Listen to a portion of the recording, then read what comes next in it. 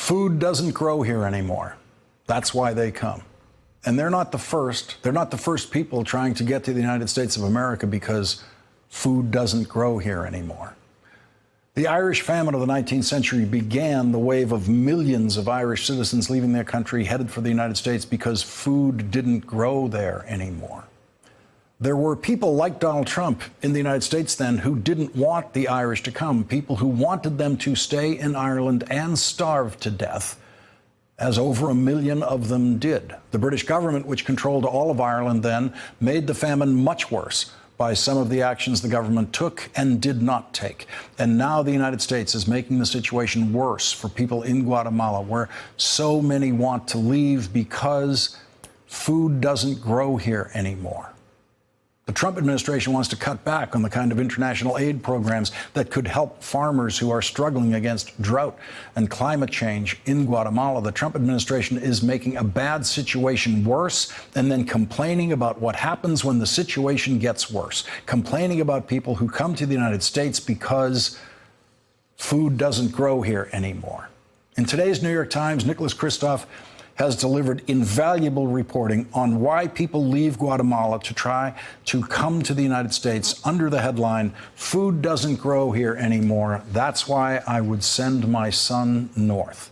The woman who said that has lost 2 of her sons, aged 7 and 14, to malnutrition.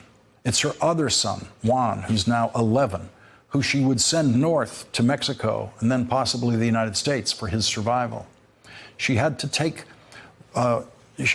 Juan out of school in 2nd grade to go to work in the fields. That's just one of the families Nick Kristof met when he went to Guatemala to listen to people's reasons for going north. One 19-year-old woman told Nick Kristof, "The weather has changed clearly." Her husband went north to find work in Mexico, and then she noted that drought and unprecedented winds have destroyed successive corn crops, leaving the family destitute, adding, "And because I had no money, my children died." Both her children, Isamara and Vidalia, died as infants in the last couple of years, Vidalia just 6 months ago. A principal of a middle school told Nick Kristof, "The great majority of these kids will migrate. There is not enough rain, so their only option is to migrate." There's one success story in Nick Kristof's reporting. Rosa Mendoza Raimundo told Nick Kristof, "My husband is in the U.S. because there is nothing here. It's a sadness that our community has no water. That's why people are leaving." She said her husband, Pascual, also took their daughter, Susana, 17, because the trafficker offered a 30% discount if he brought a minor to take advantage of the American practice of releasing a parent with a child. Now Pascual is cleaning houses in Kansas City, Missouri, and Susana is attending school there. She had dropped out in the 3rd grade in the village. That is what success sounds like in that village. Getting a job in Kansas City that no American wants to do and living in a place where your daughter can go to school. Nick Kristof reports luckier households build new homes or buy motorcycles because of money sent back by a relative working in the U.S. Some of these new homes have U.S. flags painted on them. So what would you do? What would you do if food doesn't grow here anymore? I know what I'd do because my people did it. They came to the United States. They did whatever it took to get out of Ireland and come to the United States. After this break, we will be joined by Nick Kristof with more of what he learned in Guatemala about why they come. Nick Kristof did what Nick Kristof does. With so much talk in our politics about people trying to cross our southern border, Nick Kristof went to Guatemala and asked people why they come. He delivered a simple and chillingly powerful report in his column in the New York Times today, in which he used none of the space for his opinion and all of it for the words of the people he met in Guatemala. He let those people tell a story which is theirs to tell. The last line of Nick Kristof's report goes to a 42-year-old man in Guatemala who tightly summarizes what everyone else in the article has to say. There's no rain and no way to grow crops. One can't live here. Joining us now is Pulitzer Prize-winning columnist for the New York Times, Nicholas Kristof. And Nick, thank you so much for being with us tonight. As I read this morning, the first thing I wanted to do was get you here tonight. So you get down there with that very simple question of why are you leaving? And you, according to your report, you saw the answer everywhere you looked and with everyone you talked to. That's right. And I mean, clearly the answers are different to some degree depending on where in Central America you go. But in the Western Highlands where I was, climate change was a huge driver of migration. And, you know, look, people are aiming for a better life, but it's also that they don't really have any alternative when their corn crops are withering in the field, when they have nothing to feed their kids. When you mentioned one woman I talked to, 19 years old, she has had 2 kids and she has lost them both. What do we tell her? You know, and there's just this desperation.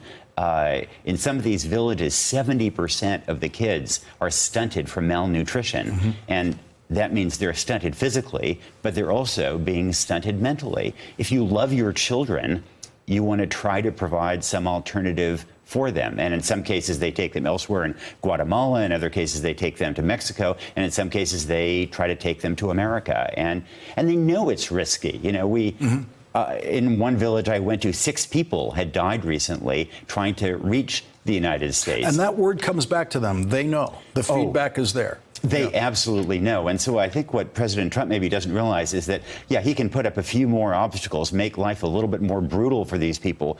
But this is in the context of them taking enormous risks already, knowing that they may die in the desert, that women may be trafficked into brothels. So this is one of the motivation answers for what we're seeing when we see these photographs of a parent and a child trying to get across this border. And there are plenty of people, Trump supporters, who watch that and think they're watching irresponsible parenting. How could this parent put this child in this kind of danger?